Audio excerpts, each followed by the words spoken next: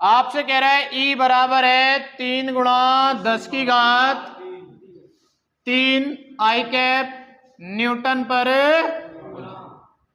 देखो यहाँ पे E की वैल्यू जो दे रखी है उसमें उसने क्या कहा है 3 गुणा 10 की घात 3 आई कैप न्यूटन पर कूलम। ये आई कैप क्या दर्शा रहा है? ये आई कैप आपसे ये कह रहा है कि जो E है वो किस दिशा में है? X की दिशा में है। किस दिशा में है? X की दिशा में। क्योंकि आई कैप जो है वो X की दिशा में एकांक सदिश है।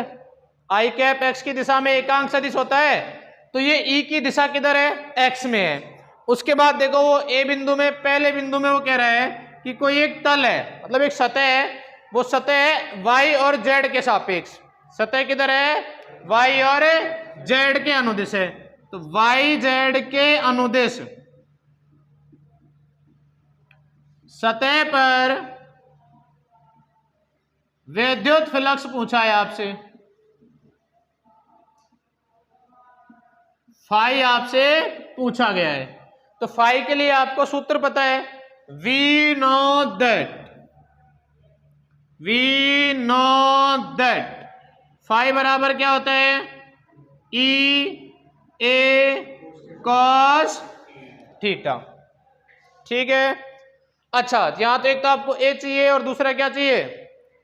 थीटा चाहिए। ई तो आपको दे रखा है, तो ए के बारे में कोई जानकारी है क्वेश्चन में? ये है 10 सेंटीमीटर भुजा का वर्ग है। ठीक है। तो देखो आपको E भी पता है, A आप कैलकुलेट कर लो। E बराबर तो कितना है? 3 गुणा 10 की घात माइनस प्लस 3 है ना। ठीक है। अब आप दूसरा क्या निकालोगे? A। तो A के लिए आपको भुजा दे रखी है। कितनी दे रखी है भुजा? 10 सेंटीमीटर। तो इसका आप निकालोगे तो ये हो जाएगा 10 गुणा 10। भाई क्षेत्रफल क्या हो जाएगा? भुजा स्क्वायर, वर्ग है तो वर्ग का क्या होता है? भुजा स्क्वायर। तो ये कितना हो जाएगा? 100। ये 100 सेंटीमीटर स्क्वायर है, मीटर में बदलो तो कितना हो जाएगा? 100 गुणा 10 की घात माइनस 4 मीटर स्क्वायर। देखो केवल सेंटीमीटर से मीटर में जाते हैं तो 10 की घात -2, यहां पे हो रहा है स्क्वायर, स्क्वायर होगा 10 की घात -4 हो जाएगी। तो ये हो गया 100 गुणा 10 की घात -4, 100 है, सॉरी।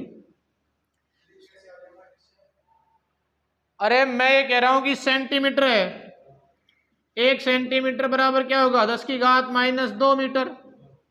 ठीक है। इधर अगर सेंटीमीटर का स्क्वायर हो रहा है तो इधर क्या होगा? 10 की घात -4 मीटर स्क्वायर। इसका भी तो स्क्वायर होगा ना साथ में, पूरे का ही तो स्क्वायर होगा।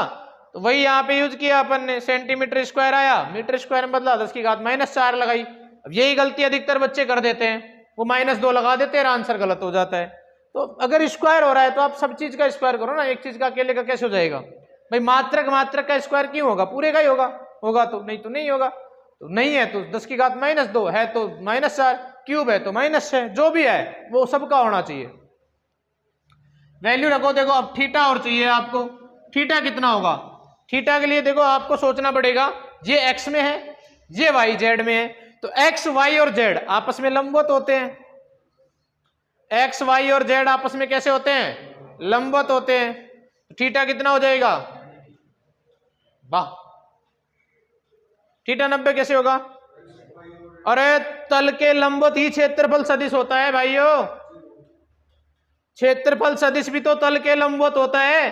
तो वाई जेड तल का क्षेत्रफल सदिश कहां होगा? एक्स में ही तो होगा। एक तल है जो वाई और जेड में है, उसका ये तल है, इधर वाई इधर जेड इधर एक्स, तो इसका क्षेत्रफल सदिश या तो इधर होगा या तो इधर होगा, तो एक्स में ही तो होगा। और अपना अधिकतर किधर मानते हैं? जिधर विद्युत क्षेत्र है। तो थीटा कितना हो जाएगा? 0 डिग्री। ठीक है, वैल्यू रख दो, आ जाएगा। फाई बराबर 3 गुणा 10 की घात 3 गुणा 100 गुणा 10 की घात -4 गुणा cos 0। cos 0 का मान तो 1 हो जाएगा। यहां देखो ये 2 जीरो से 2 घात कम हो जाएगी, -2 बचेगा। ये -2 से 3 कम हो जाएगा, 10 बचेगा। तो फाई हो जाएगा आपका 30।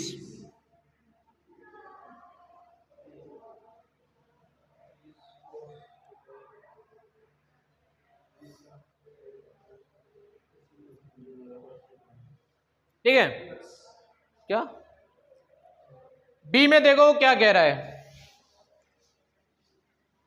बी में वो कह रहा है कि अगर इस तल को थीटा बराबर 60 डिग्री पर रख दिया जाए, कितने पे रख दिया जाए, 60 डिग्री पे, तो फ्लक्स क्या होगा।